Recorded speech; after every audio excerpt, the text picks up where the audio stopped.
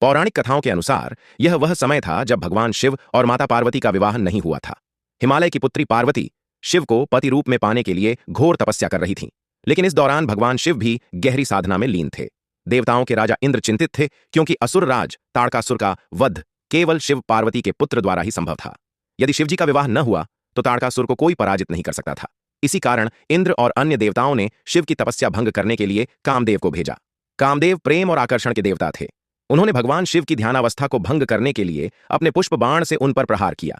उस बाण के प्रभाव से शिवजी की तपस्या क्षण भर के लिए बाधित हुई और उनके मन में प्रेम और मोह की भावना उत्पन्न हुई। लेकिन जैसे ही उन्हें इस विचलन का एहसास हुआ, वे अत्यंत क्रोधित हो गए। अपने क्रोध में उन्होंने अपना तीसरा नेत्र खोल दिया।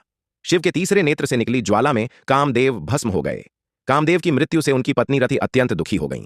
उन्होंने अपने पति को पुनर्जीवित करने के लिए भगवान शिव की कठोर तपस्या की। रति की भक्ति और समर्पण से प्रसन्न होकर भगवान शिव ने उन्हें वरदान दिया और कामदेव को पुनर्जीवन प्रदान किया। लेकिन अब वे केवल भाव के रूप में रहेंगे, जिन्हें देखा नहीं जा सकता। इसके बाद देवताओं ने भगवान शिव को पार्वती से विवाह करने के लिए मना लिया। जिस दिन यह शुभ विवाह संपन्न हुआ वह फाल्गुन मास की पूर्णिमा थी। तभी से इस दिन को एक पवित्र उत्सव के रूप में मनाया जाता है। इस कथा के आधार पर हर साल फाल्गुन पूर्णिमा को कामदेव के भस्म होने की याद में लोग अपनी कामनाओं और इच्छाओं को प्रतीकात्मक रूप से जलाकर सच्चे प्रेम की विजय का उत्सव मनाते हैं।